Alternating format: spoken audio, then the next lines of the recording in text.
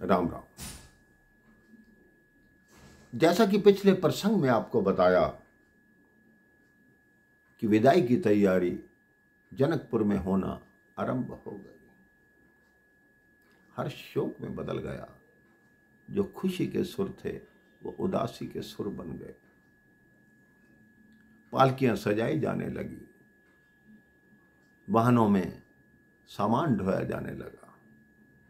जनक जी कितने समृद्ध हैं, अपनी पुत्री को इतना दान दहेज दिया, दासियां दी, अश्व दिए, सब कुछ दिया। उन्हें क्या मालूम था मेरे भाई बहन कि जिस पुत्री को आज विदा कर रहे हैं उससे पुनः मिलन चित्रकूट की झोपड़ी में होगा। हर माता पिता अपनी पुत्री के भाग्य की, शुभ भाग्य की कामना करते हैं, लेकिन जब महाराज जनक जैसे राजा अपनी पुत्री के भाग्य को नहीं जान पाए तो मेरी और आपकी क्या सामर्थ्य है मेरे भाई बहन। अब तैयारी होने लगी। कहते हैं इस विश्व में पुरुष कभी भी रोता है तो लोग टीका करते हैं, लेकिन एक ऐसा प्रसंग है कि पुरुष जब रोता है तो लोग कुछ नहीं कहते। वो होता है उसकी कन्या की विदाई का प्रसंग। कितना भी पत्थर दिल हृदय पिता हो, लेकिन पुत्री की विदाई को वो पिता सहन नहीं कर सकता।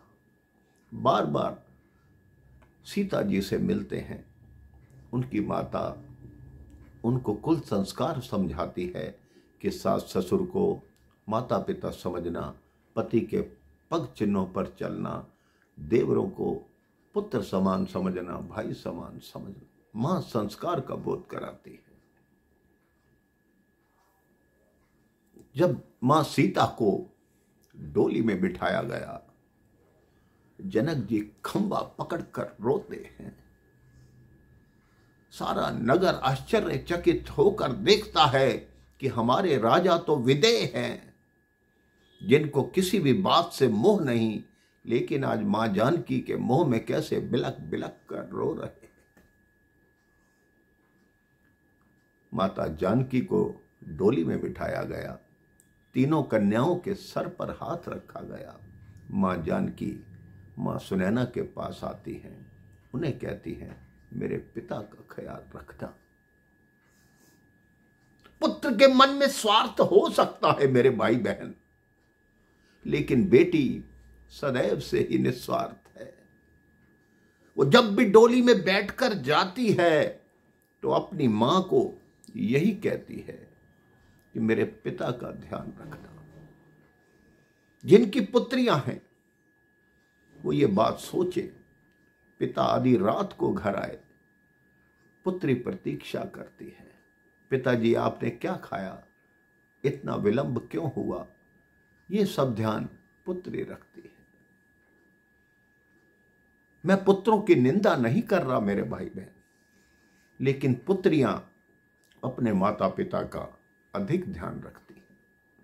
इसलिए हर घर में एक पुत्री अवश्य होनी चाहिए और जो अपने माता पिता के मन की दशा को समझ सके। अब चारों डोलियां, चारों पालकियां तैयार हो गई, उठने लगी। नगरवासी रो रहे हैं कि न जाने पुनः मां जानकी को और तीनों बहनों को देखने का अवसर कब प्राप्त होगा। न जाने जीवन में ऐसा पल कब आएगा जो हम इनको देख पाएंगे, लेकिन किसी को ज्ञात नहीं कि अगला पल, अगली बार जब मिलन होगा तो मां जानकी कहां होगी और ये राजकुमार कहां होंगे। यही है भाग्य की विडंबना मेरे भाई बहन। आज हम चिंतित हो जाते हैं कि हमारे साथ क्या होगा, लेकिन देखिए प्रभु नारायण ने अवतार लिया, जगत जननी ने अवतार लिया, उन्होंने अपना जीवन कैसे बिताया। अब विदाई हुई, वो पालकियां धीरे धीरे अयोध्या की ओर बढ़ने लगी। इसके आगे की कथा मैं आपको अगले प्रसंग में सुनाऊंगा। राम राम, जय श्री राम।